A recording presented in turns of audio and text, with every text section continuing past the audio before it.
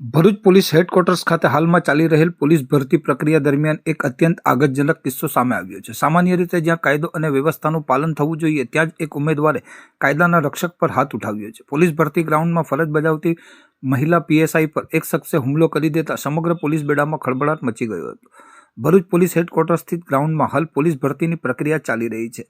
આ દરમિયાન ભરૂચ પોલીસની એમઓબી શાખામાં ફરજ બજાવતા મહિલા પીએસઆઈ ઈલાબેન ચાંત્રા મેડિકલ તંબુ પાસે પોતાની ફરજ નિભાવી રહ્યા હતા। ભરતી પ્રક્રિયા દરમિયાન મેદાનમાં હાજર દર્શિત જયદેવ ગઢવી નામના શખ્સ જાહેરમાં અપશબ્દો બોલી રહ્યો હતો। એક જવાબદાર અધિકારી તરીકે ઈલાબેન ચાંદ્રાએ તેને ટોક્યો હતો અને અપશબ્દો બોલવાની મનાઈ કરી સમજાવટનો પ્રયાસ કર્યો હતો, પરંતુ સમજાવટથી શાંત થવાના બદલે આરોપી દર્શિત ઉશ્કેરાઈ ગયો હતો। તેણે તમામ મર્યાદાઓ ઓળંગીને ફરજ પરના મહિલા પીએસઆઈનો કોલર પકડી લીધો હતો અને તેમને તમાચો મારી દીધો હતો। એટલું જ નહીં, ઝપાઝપી દરમિયાન મહિલા અધિકારીને નીચે પાડી દઈ શારીરિક ઈજા પણ પહોંચાડી હતી। આ ઓચિંતા હુમલાથી ભરતી મેદાનમાં હાજર અન્ય ઉમેદવારો અને પોલીસ કર્મીઓમાં દોડધામ મચી હતી। જોકે ત્યાં હાજર અન્ય પોલીસ કર્મચારીઓએ તુરંત દોડી આવી આરોપીને ઝડપી પાડ્યો હતો અને પરિસ્થિતિ પર કાબુ મેળવ્યો હતો। આ મામલે ભરૂચ શહેર બી ડિવિઝન પોલીસ મથકે આરોપી દર્શિત ગઢવી વિરુદ્ધ સરકારી કર્મચારીની ફરજમાં રૂકાવટ અને હુમલા અંગેનો ગુનો દાખલ કરવામાં આવ્યો છે।